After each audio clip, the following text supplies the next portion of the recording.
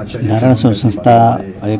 એક વિશ્વની મોટામાં મોટી સંસ્થા છે। એ સંસ્થાના અનુસંધાન માનવ સેવા દિવ્યાંગ ચેરિટેબલ ટ્રસ્ટ મોરબી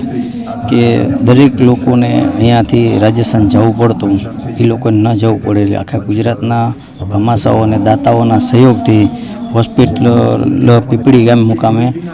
ભૂમિપૂજન આજે જે સંતો મહંતો અને ધારાસભ્યો અને સમાજના આગેવાનો અને મોરબી જિલ્લાના તમામ ગામના સરપંચશ્રીઓએ અને મોરબી જિલ્લા સિરામિક એસોસિએશને મને ઘણો બધો સપોર્ટ કર્યો અને મને એક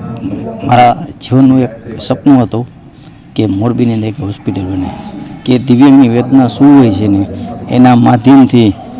જેના ઘરે દિવ્યાંગ હોય એને બહુ તકલીફ હોય છે એટલે મેં વિચાર્યું કે જીવનની અંદર આપણે રાજસ્થાન ન મોકલવું પડે ગુજરાતથી તો મોરબીમાં હોસ્પિટલ થાય એટલે મોરબી તો આપણું એક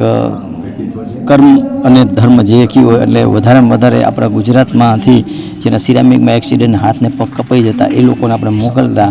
એટલે ઘણા બધા દાતાઓ અને ભામાશાઓના સહયોગથી હોસ્પિટલનું નિર્માણ થયું। હું તો ખાલી નિમિત્ત છું અને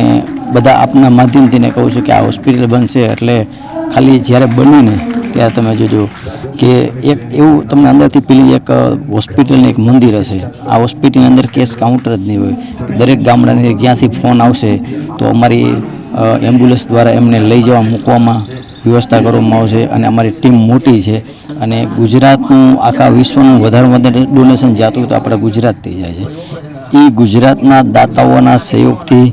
હોસ્પિટલનું નિર્માણ થયું છે। હું તો ખાલી નિમિત્ત પાત્ર છું। આપણા ધારાસભ્ય કાંતિભાઈ અમરોતિયા, તમામ જીતુભાઈ સોમાણી, પછી પ્રકાશભાઈ વરમોરા, દુલભજી દેથરિયા, સાંસદ વિનોદભાઈ ચાવડા, કેસરીસિંહ બધાના સહયોગ મેં લીધો અને બધાએ મને સહયોગ આપ્યો એટલે વિશેષ તો કાંઈ કહેવાની જરૂર નથી। આ હોસ્પિટલ ટૂંક સમયની અંદર મોટું એક આયોજન છે 2 મહિના કારતક મહિનાની અંદર કારતક મહિનામાં લાલબાપુ આવશે અને ગુજરાતના તમામ ભામાશાઓ અહીંયા આવશે અને એમના દ્વારા જ ખાતમુહૂર્ત થશે।